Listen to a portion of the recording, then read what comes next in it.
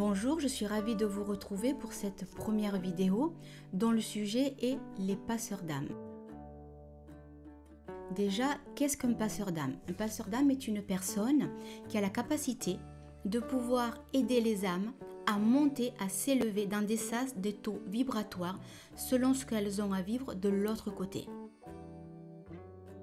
Comment sait-on quand on est un passeur d'âme?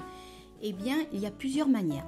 La première, c'est à certains moments, déjà ce qui est sûr, c'est que si elles viennent vers vous, c'est que vous avez un canal médiumnique. Il peut être plus ou moins ouvert selon les personnes, mais il suffit qu'il y en ait un tout petit peu, un peu comme si vous aviez un fil électrique, qu'elle le voit, et bien elle va venir se brancher dessus pour essayer de monter. Cela peut se passer d'une façon, j'ai envie de dire, des fois à votre insu.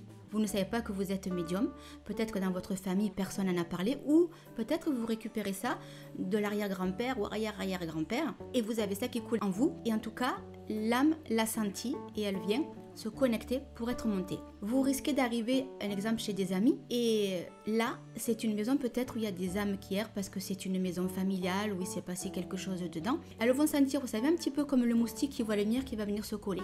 Et bien là, c'est exactement pareil. L'âme va venir et il va se passer, sans que vous en rendiez compte, le fait qu'elle va monter. Par contre, vous, quand vous allez rentrer chez vous, une fois que vous avez terminé le repas avec vos amis, vous allez vous dire « je comprends pas, moi pourtant c'était juste un repas, je suis crevée ».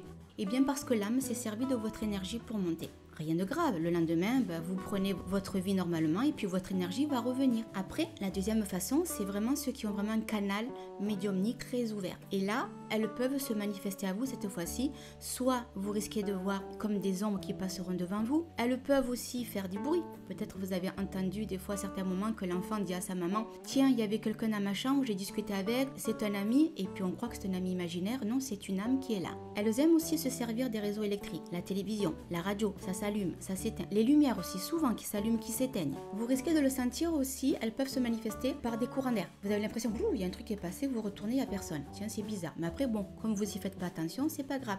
Elle va revenir à la charge. Ça peut être aussi avec le bruit. Elles peuvent taper, bouger des petits objets, les portes ou les fenêtres qui claquent. Quelquefois, on peut aussi entendre quelqu'un qui marche alors qu'on est tout seul. Ce sont aussi des façons qu'ils ont à se manifester à vous. Comment les aider, peut-être, à passer de l'autre côté, vous aussi à ne pas en avoir peur et savoir comment les appréhender. En tout cas, si ce sujet vous passionne ou si vous avez tout simplement envie de le découvrir, je peux vous proposer un live. Dans ce cas-là, mettez-moi en commentaire si ça vous intéresse. On discutera de vos questions, de vos expériences, de ce qui a pu vous arriver et comment appréhender tout ça. Si vous souhaitez être notifié de la prochaine vidéo, dans ce cas-là, pensez à vous abonner et à cliquer sur la cloche. Je vous dis à très bientôt.